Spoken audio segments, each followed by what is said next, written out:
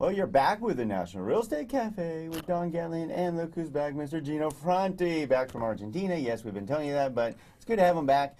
And, rent versus own. This is fun stuff. We talk about this all the time. In fact, if you want to see a personalized report for you, you can reach out to us. We have a perfect product to show you exactly what it means to you to rent versus own. We use Mortgage Coach Edge. A great product brought to you by our friend Dave Savage. Yep. It will analyze your particular situation, but let's talk about what's going on in the nation. All right, back to the first slide here. Okay, if you go to past shows, we've been doing this for quite some time now, daily, our National Real Estate Cafe, it was up to 46% cheaper. Oh, no, that's net worth. That's net worth. That's something else. Yeah. So, but buying is still 36% cheaper than renting. So right. Overall, that's the global national number, right. Don. And then what we did that's pretty cool is we got the breakdown state to state, too. Yeah, so it makes a difference of where you live, obviously. Sure. I mean, if you look at Orange County, well, it's 5% cheaper to own versus renting, whereas in Houston, it's 46% cheaper to own versus renting and 36% nationally. Yeah, well, that's because in Orange County, the reality is people buy homes because they want to have their own home and do things, and there's just not a big rental market. Right. So the areas where renting is actually much, much, much, much more expensive is where there's big rental markets. All right, so let's see how your state ranks.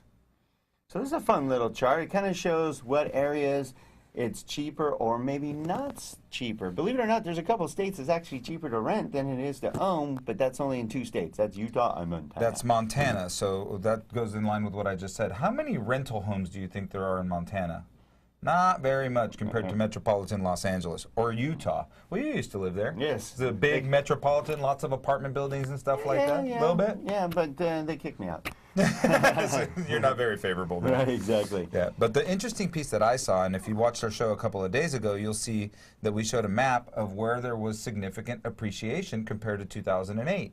And if you overlay that to this map, you could see that in those same areas that had high appreciation, it's only a little cheaper to own, not a lot cheaper to own.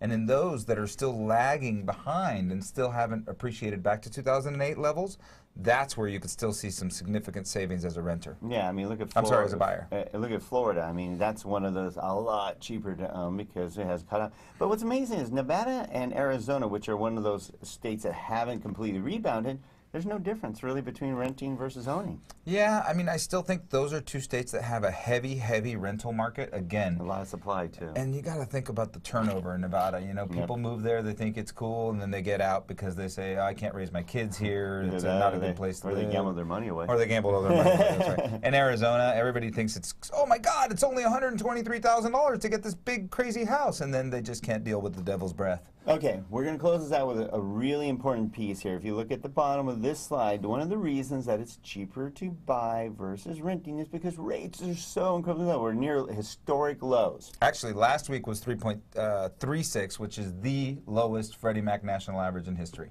Which is incredible. Yeah. Okay, so what does that mean? For housing to be, basically for renting to be cheaper than housing, nationally anyways, it's a national number. Believe it or not, rates would have to rise to 10.6%. Yeah, and 3 times higher? 3 times higher, and they just can't they can't raise the rent that much that quickly because I've seen it myself. We had big rent appreciation here in Los Angeles, and we hit the top of it. So, landlords raise the rent, then all of a sudden they have a vacancy that they can't fill, and then they drop the rent a little bit, and we kind of found that market now. So everybody raised them real high. Well, they caught up too. They caught up. Now that we had a lot of people looking for it, and they could afford higher rents and stuff. Jobs. Well, jobs too. Everybody has jobs. Well, jobs also push people into buying. Yeah. So, keep watching this. This is one of those where this is not a stale report. This is something we could look at every couple months and see how we're doing. All right, you heard it right here in the National Real Estate Cafe. That buying is 36% cheaper than renting. That's right. Plus the pride of homeownership. There's nothing like it. We do loans every day.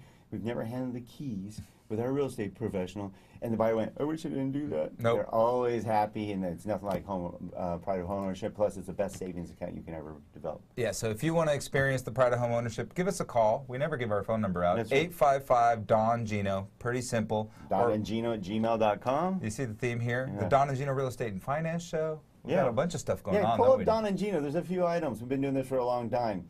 And we appreciate you checking us out. You can get these sent right to your phone by texting NREC to the number 58885. Or the website, nrecafe.com. Have a great day.